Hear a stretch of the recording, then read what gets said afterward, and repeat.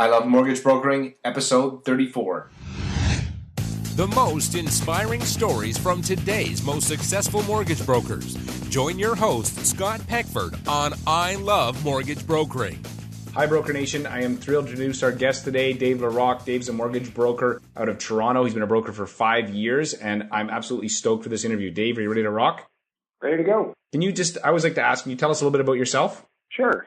Professionally, I graduated with my MBA in 2000, and after having a cup of coffee at an investment banking firm and deciding that industry wasn't for me, I started at CIBC Mortgages. I worked for all the different channels in a consulting role. I worked for Ed Gettings, who now runs Street Capital, and I gravitated towards non-prime lending, which at the time was a very fast-growing, exciting industry, and ended up leading CIBC's Access program for a couple of years before going on to Exceed Mortgage back in the heyday of non-prime lending, and had a great run there for about 4 years. I ran sales and marketing for Exceed and worked from coast to coast, got to know lots of brokers, and after leaving Exceed, decided that I would hang out my shingle and give brokering a try, and 5 years in, it's been terrific. My only regret is I didn't do it sooner. And so obviously you have a lending background, you understand finance, you understand the economics sort of probably better than even most brokers do. So, but when you became a broker, was there anything that sort of surprised you about, the transition from working, the financial institution to becoming an independent broker? Well, it's very humbling when you go from being a senior executive to being a commissioned sales guy whose first steps at building a business are picking up a phone and cold calling busy real estate agents who get cold calls all the time, and financial planners who are busy and don't really have a lot of time to talk. So it was definitely a splash of cold water to the ego, no question. But like with any business, you have to take risk and you have to swallow your pride when you start. And probably the best decision I made early on was that I promised myself that I wouldn't question my decision to become a mortgage broker for 2 full years, because I'd seen lots of people try it for a few months and then go back to lending. And as far as I'm concerned, that's an exercise in self-flagellation. The hardest part of building any business is at the early stages, and if you bail after 3 to 6 months, then you're better off just not bothering in the first place. So that decision to not evaluate the move into brokering for the first 2 years was a good one, because at the end of that first 2 years, things were moving well, and the early days were tough, but I stuck it out, and bruised ego notwithstanding, it was good for me in the end. It made me hungry, and fear of failure is a great motivator. So yeah, that's probably the thing. That's the hardest transition to make from an executive to a commissioned sales guy. Right, and as senior executive at one of the big bank or whatever, you're going to get a pretty good salary. So it must have didn't it to go from the salary with benefits and an expense card to full commission. Obviously is so. Just something you'd mentioned. I'm going to key on. You said cold calling. So when you obviously know what you're talking about. So when you first started out, did you literally just pick up the phone and start calling realtors you knew and didn't know and try to just to walk me through a little bit of what you did there? Well, I rented an office about a mile from my house. I figured I better get out of the house every morning and transition to an office environment. I thought psychologically that would be a powerful motivator. It would also keep me from making phone calls in my pajamas. So I didn't know anybody really on the real estate agent or on the financial planning side. So I literally cold called people. In fact, a lot of times I would cold call people who had put their flyers through my door. So I'd say, "Hey, I got your flyer," and of course they perk up thinking that there's a lead coming. And I'd say, "We're happy in our home for now and not thinking of selling at the present time, but I'm a mortgage planner who works in your area, and given that we're both in the same stopping ground, maybe we should get together and have a coffee and see if we could work together." And it literally started that way. And a lot of folks were too busy. Some of them were rude, didn't want to give me the time of the day, but a few of them liked the way that I sounded. I came up with a fairly unique sales pitch, and they agreed to meet with me. And then really it was just word of mouth. Any chance that I got to show either a referral source or a client or both what I could do, I treated like an absolutely golden opportunity. And word spread that I was good at my job, that I knew my stuff, and the momentum built from there. My broker of record, John Thompson, gave me some great advice early on. He said, starting a brokerage is a bit like rolling a giant stone up a hill. He said, it's really hard to get the stone to the top of the hill, but then he said, once you get to the top of the hill and the stone starts rolling itself down the other side, your only real problem is trying to keep up with all the business. And he was absolutely prescient. That's exactly what happened in my case. Right. That's an awesome, actually, example. And also just remind you that it's going to be hard. Like, don't think that if you're jumping into this industry, even with a background in finance like you, that it's still going to be hard for the first while. And you got to commit to a time frame and not just bail in 6 months. Because if you would have bailed in 6 months, you wouldn't be where you are today. And I'm sure you probably would be regretting, your decision. That's absolutely true. When people talk to me about thinking about going to brokering, the analogy I use is you got to go down a dark tunnel and you got to crawl through a pitch black, dank tunnel, dirt tunnel to come out the other side. And if you're not committed to the decision, you get halfway through that tunnel and you want to turn around and come back the side you came down on. And if you do that, then the time is just completely wasted. So you have to be prepared for the fact that for the first several months, you're going to work your butt off. You're going to have expenses because you got to build a website. And if you rent an office, you've got overhead to cover, and you're not going to get paid any money. And if you're used to the cushy treadmill life of a nice salary job with an expense account, it's hard for some people in their minds to justify doing that. So you've really got to commit yourself to seeing it through. And those that do, and there are a few that do, most don't make most who try to leave the senior corporate lending side and move into brokering. In all the years I've been in this business, quite frankly, I can't think of anybody who's been equally successful in the brokering side. And I think in a lot of cases, it's because they don't mentally commit to how tough it's going to be and force themselves to a 1 or 2 year time horizon before they think again. Also, it's hard. I had a great job opportunity come up about 6 months after I started brokering. And if I hadn't mentally prepared myself for 2 years being, locked behind a door that I couldn't open, maybe I would have been tempted by that. But because I had prepared myself for a 2 year trial that I wasn't going to alter no matter what, I turned that job down. And looking back, that was a terrific decision. And boy, am I glad I did. I just want to ask you one. I don't know if you can remember this or not, but you'd said that when you were calling these people, you had this sort of a unique sales pitch. Do you remember, or would you be comfortable sharing a version of kind of what? Because I'm just trying to get someone who's making the transition, or what, just to give them some ideas of how to think. So, what did you say to people when you would talk to them to get them to meet with you? Sure. Well, the thing every broker has to do when they wake up every morning is ask themselves a simple question, which is, why me? There's a lot of us out there, and if a client can or a borrower can pick up the phone and talk to 100 brokers, and you say, I've got great service and really low rates, well, you've just made 2 ubiquitous claims that every one of your competitors makes as well. And even though everybody claims they provide great service and very few do, it is a ubiquitous claim. So when you make it up front, it has no real currency to the borrower because everybody makes that claim. So the pitch that I used was twofold. I said, number one, I have come from the lending side of the business, and all of the years that I worked in lending were in senior management. So when I look at a deal, I'm not looking at a deal as a commissioned salesperson who's trying to make a buck. I'm looking at a deal through the eyes of the lender to ask the questions the lender's going to ask. And in a hot market where lots of offers are made without financing conditions and pre-approvals aren't worth the paper they're written on because really they're just rate holds, you need somebody who at 8 o'clock at night can tell you with a high degree of confidence whether or not there's going to be any issue with getting an approval. So that was number one, my lending experience. Number two was because I'd worked in finance and I track what's happening in the markets on a daily basis, I can have an intelligent conversation with somebody about the factors around the world, both in Canada and abroad, that are affecting Canadian mortgage rates, and have an intelligent conversation with the borrower about whether or not a fixed or a variable might be the best way to go. Now, to be clear, everybody fixed versus variable decision is individually based, and I never claimed to know, it wouldn't be responsible of me to do this, I never claimed to know what rates we're going to do.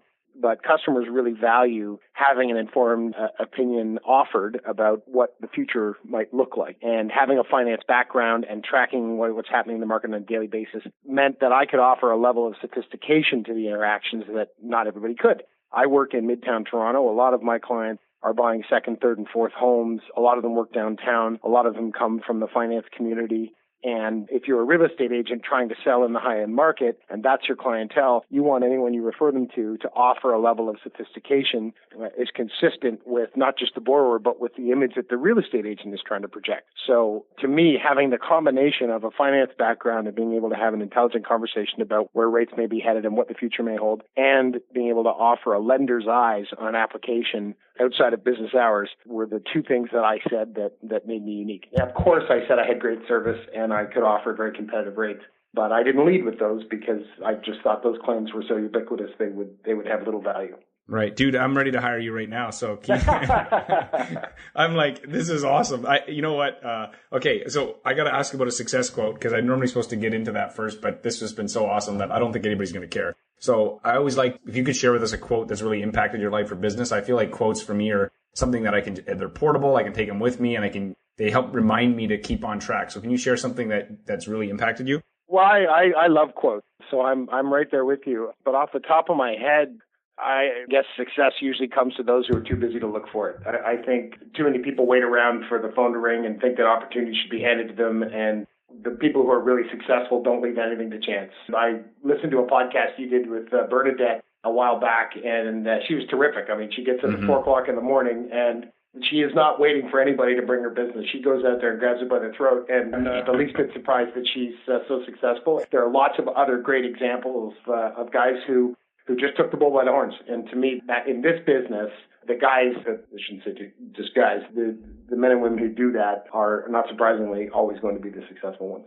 Right. That's awesome. And the other area that I find for me has been helpful is failure. And as a business owner and entrepreneur, mortgage broker, I've definitely failed at things. But looking back, there was always a lesson. So can you share an example of something that you'd failed at, but looking back, the lesson that you learned from it? Sure, definitely. A great example I have early on is with search engine optimization. When I started my website, I wanted to be on the first page of Google for the term Toronto mortgage broker, and I spent $2,000 with an SEO company based in Montreal. Of course, they promised me the world. They were going to get me to page 1, and my life was never going to be the same. And I lapped it all up with a spoon and wrote them a check, and they did all this junk on my website that didn't get me anywhere close to page 1. And in the end, I was thoroughly disappointed. That $2,000 I spent in the first month in business, that was the last $2,000. That was the last penny that I ever spent on any kind of advertising or promotion. Literally the last penny, unless you count the annual hosting fee of $500 that I paid to my best friend for the right to have a website.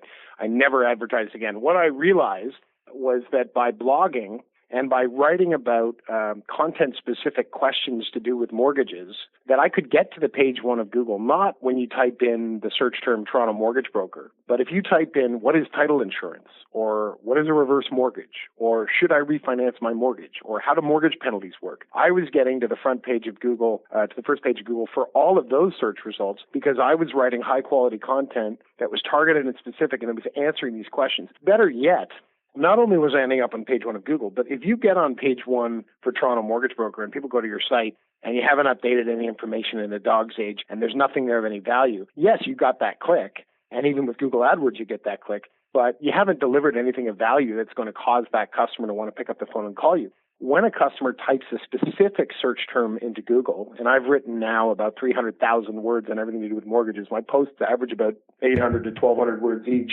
and I've written several hundred of them. When people do a specific search on Google and find my information, and I teach them in a very clear and concise, well-written way what I give them the answer they're looking for, those people are far more compelled to pick up the phone and call me. And when they do, I don't have to sell to them because I've already taught them something that they couldn't find anywhere else. Usually they look a whole bunch of places and mine's the best answer they can find. So the lesson I learned is that, you want to use another quote, if something's too good to be, it seems too good to be true, it probably is. I thought for $2,000 I could be on page 1 of Google. No surprise with all the other mortgage brokers out there that A, it costs more than $2,000, and B, that lofty goal of being on page 1 for the search Toronto mortgage broker that everybody aspires to is in essence an empty achievement. It's a false goal because it doesn't give you anything of value. What it taught me was there must be another way because I don't just want to keep spending this money, and I was disappointed with the result. So I took a different tack and said, forget advertising. I'm just going to create great content so that when people come to my site, they get what they're looking for and it's valuable to them, and that'll make them call me, and that worked in spades.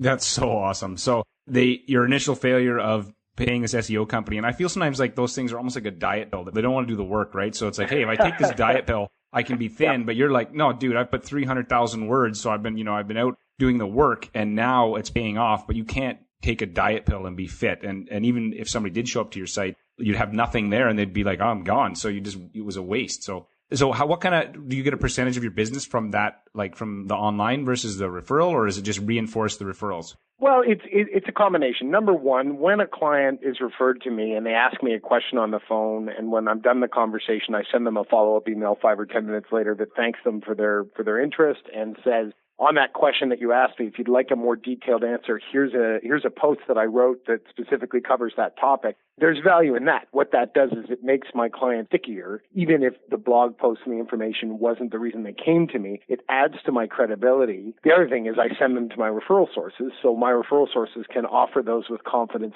to their borrowers. So it definitely enhances, if you think of referrals in terms of silos, it definitely leads to some business online. I get referrals from across the country. And if somebody calls me from Edmonton or Vancouver, it's because of my blog. So I'd say, and by the way, it took a long time to get any business as a result of that blogging. Most people would have quit and said this is a waste of time. But I love doing it, and my mom is a former editor for Cobb Clark Publishing, so I had free editing, and boy, did I need it. I'm a good writer, but my grammar's lousy, and there's a lot of red ink all over my posts when I submit them to my mom and my dad, and that's awesome. They edit them up, and when it comes back, it's very clean, and so I have to thank them for that, and I'm lucky because I get that for free.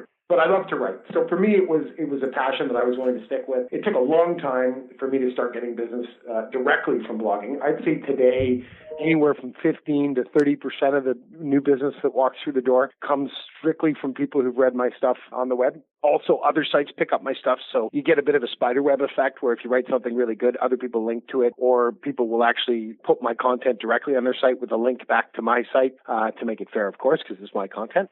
But the other thing it does is it makes me much more credible with all of the other referrals that I get that have nothing to do with the website, because then if they like me already, then I send them links and they say, wow, look, this guy writes well, and look at all these explanations. It just enhances and deepens that relationship and adds to my credibility. So there's lots of value to it. But again, when most people blog, they write 2 blogs the first week, 1 blog the second week, and then 6 months before the next one. And if you're going to do that, don't waste your time, because all that says is I half-assed it. Excuse my language. Right. That's okay. Now I'll get an explicit rating on this podcast. Thanks so much, dude. Okay. So I'm going to switch gears a little bit and ask you about process. And I know that successful brokers I'm talking to always have a process and a system, and they're willing to tweak those processes to get a better result. So can you share an administrative process that you maybe wasn't working as well as you'd like, and then a tweak that you made and the outcome you got?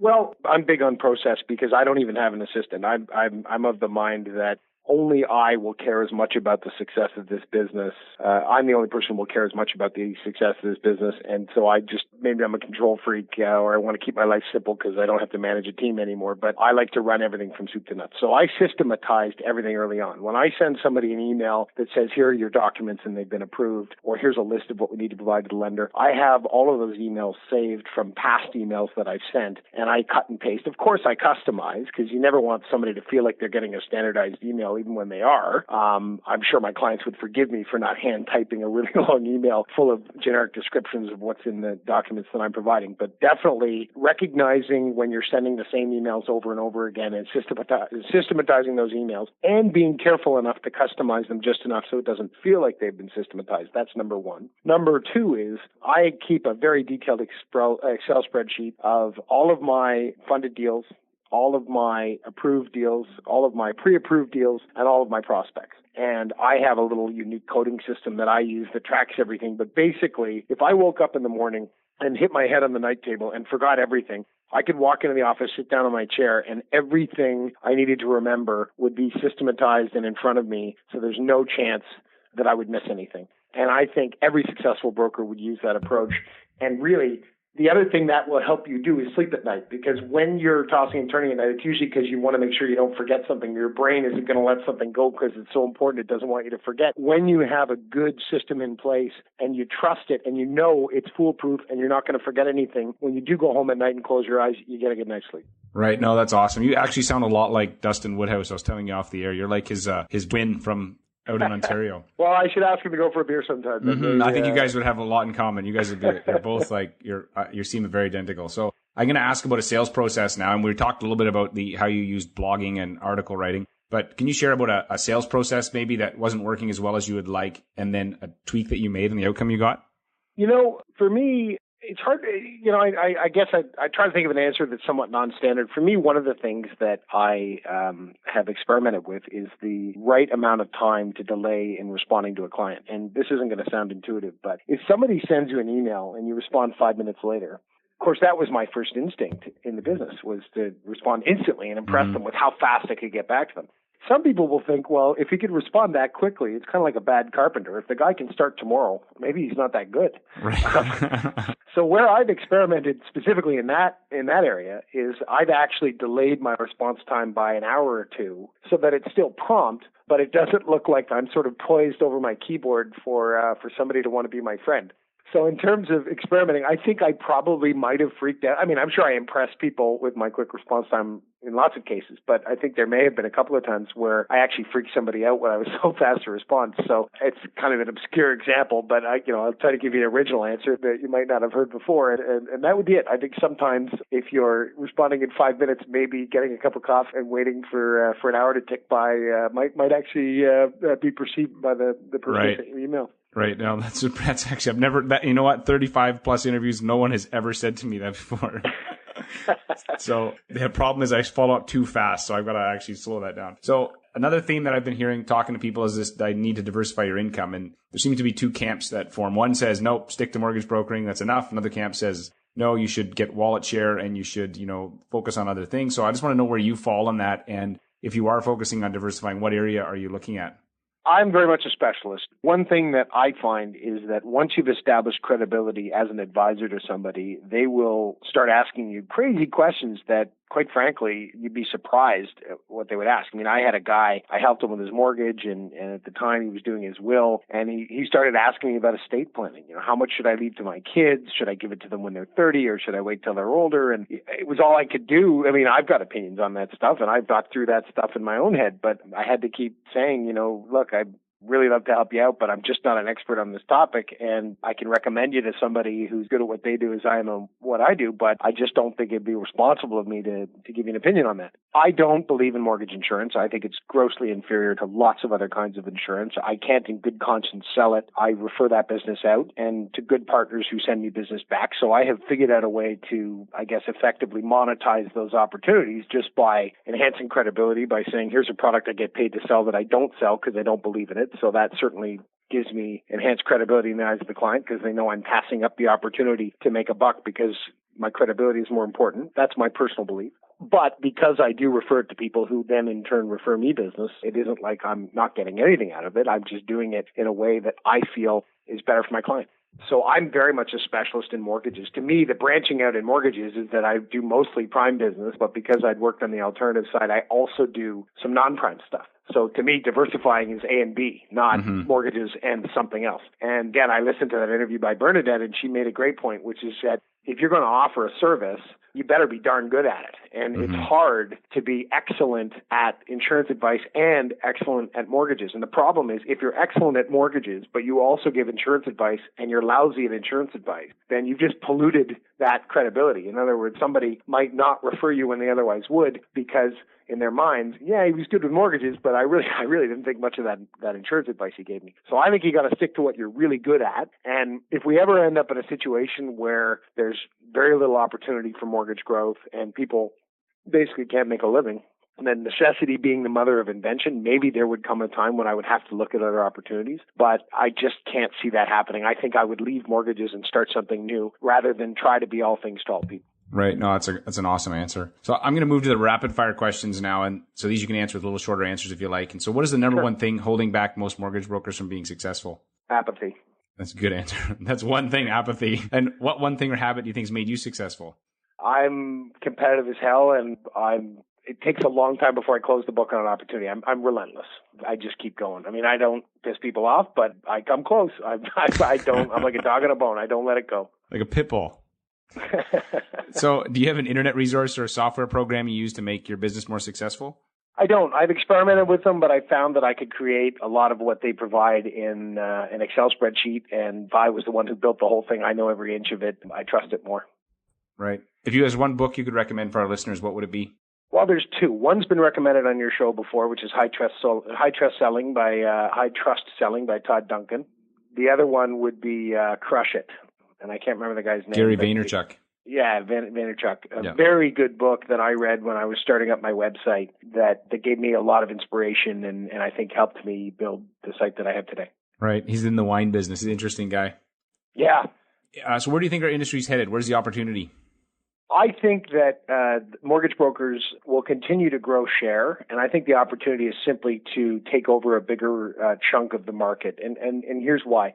rate sites have taken the easy money out of the market. 10 years ago, there were people who could offer rates that were half a point lower than what the banks were offering, and they could win in spite of themselves. Rate sites today mean that customers who are only focused on price will probably end up there. But there are other customers who, if you could deliver value and offer truly unique services, I think there will always be customers who value top-notch advice and experience and stewardship of the deal, very professional stewardship of the deal. And what the rate sites have done is they've killed off the weaker competitors, and every form of market disruption does this in every industry, so it's a perfectly natural thing that, quite frankly, is inevitable. But I think that the brokers who are left a few years from now will only be those top-notch pros who really offer that service and expertise that some folks value to the point where they're willing to pay something above the lowest available rate because they get better service and better advice. And the banks have gone the other way and have massively expanded their sales forces. And people tell me all the time when they go into a bank, after they've talked to me, they end up teaching the mortgage rep at the bank a lot of what I taught them because they're so amazed at how little they actually know. So as the rate sites kill off the weak brokers and only the stronger brokers are left, I think it better differentiates us between the advice that's offered by the mobile mortgage specialists sitting in most of the banks. And as that happens, I think there'll be an increased level of demand as the quality of mortgage broker advice increases, and I think that'll lead to increased market share. Dude, that's an awesome answer. I could see that in a news headline. Rate sites kill weak brokers. News at 5 or something. Well, it's funny because I read these comments that people make about these rate sites, and it's like they think that they're evil and that if they wish hard enough that they'll just go away. And to me, you can look at any industry, from the travel industry to the insurance industry, you name it. There are periods where the industry is just growing faster than the demand just grows faster than the supply can keep up with. And there's easy opportunity for people then to just show up, hang out a shingle and make money hand over fist, and it doesn't last. Even look at lawyers, for example. So much of what lawyers used to charge top dollar for now has been commoditized to the point where only expert legal advice earns that $400 or $500 an hour that used to be standard course a decade ago. So rather than rail against this and wring your hands, quietly tell lenders that they shouldn't be offering the same rates to these rate sites and essentially wish for it to go away, I think people should just accept that this is a normal part of competition, and you got to wake up every morning and ask yourself that question I referred to a few minutes ago, which is, why me? If you don't have a good answer to the question, why me? And my answer on this chat wasn't even very good because I took 2 or 3 minutes to answer the question. You got to get it out in a sentence or two. The old elevator pitch. By the time you get from the first floor to the 10th floor, your pitch should be done. That's about 30 seconds. If you can't answer that question, why me, then your days are limited. Mm-hmm. You know, I heard one of my guests the other day said to me, don't wish it was easier, wish you were better. And when you were saying that's a great quote. And I'm like, I love that quote. I'm like, because it's easy to be like, oh, I wish it was easier. I wish, but like, no, wish you were better, man. And there's still opportunity if you want to do the work, but people don't want to do the work, unfortunately. Yeah, that's a fabulous quote. And I read that quote too and remembered it as well. I think it's a great one. So this is my last question. One of my favorites, the DeLorean. Remember the movie Back to the Future? Yes. So in the movie, the DeLorean can travel in time. So if I get the DeLorean, I set the time to your first day as a mortgage broker, and you could go back and visit yourself, and you'd give yourself 3 pieces of advice so that your business would be bigger, better today. What 3 things would you tell yourself to improve your business? Don't waste time on SEOs, or don't waste money on SEOs. Every client is not worth your time. I've learned after many years in this business that some clients just aren't loyal and don't value top-notch advice and will leave you anyway. So figure out who they are and don't waste your time on them. So don't waste money on SEOs. Place a value on your time and enforce it. Mm-hmm.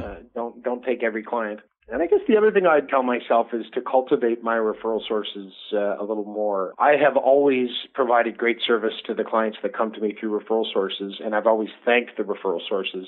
But I think that those relationships are important enough that I ought to be willing to go out for a dinner or a beer and spend a little bit more quality time with those referral sources because that does count. Right. That's awesome. So where can people find you online? I'm at moreplan.ca. My old URL was integratedmortgageplanners.com, but I got tired of saying it and people got tired of writing it. So the fastest way to get to my website is MORPLAN, moreplan, with no E, .ca. And it'll take you to my website, which is integratedmortgageplanners.com. And are you guys hiring at all? Nope, just me. Right. I knew you were going to say that, but I ask everybody. So I'm like, I knew in my mind, I'm like, there's no way he's going to be like, why am I going to hire somebody? Someday maybe, but not today. Right. So this interview's been awesome. I feel like my hair's been blown back by just our conversation. And I know that people are going to get a lot of value from it. So if anybody's listening, they can go to ilovemortgagebrokering.com. They can get links to your site. They can get show notes. And man, I hope you continue to crush the rest of your year. And yeah, maybe I'll see you one of these days at a conference. Okay. The most inspiring stories from today's most successful mortgage brokers. Join your host, Scott Peckford, on I Love Mortgage Brokering. Hey, Broker Nation, Scott Peckford here. Have you joined our VIP club for mortgage brokers yet? If not, you're missing out. We share exclusive content not available on the web or the show. We share scripts, step-by-step guides, and other insider tips to help you save time and make you more money. I can't tell you how many times after I turn off the recorder, a guest starts sharing some awesome advice or a script or a tip, and I take the best of this and share it with my VIPs. If you want to get on the list, visit ilovemortgagebrokering.com/VIP. That's ilovemortgagebrokering.com/VIP. Oh, and one other thing. Since this is exclusively for mortgage brokers, there is a skill testing question. Good luck, and I hope you continue to rock your mortgage biz.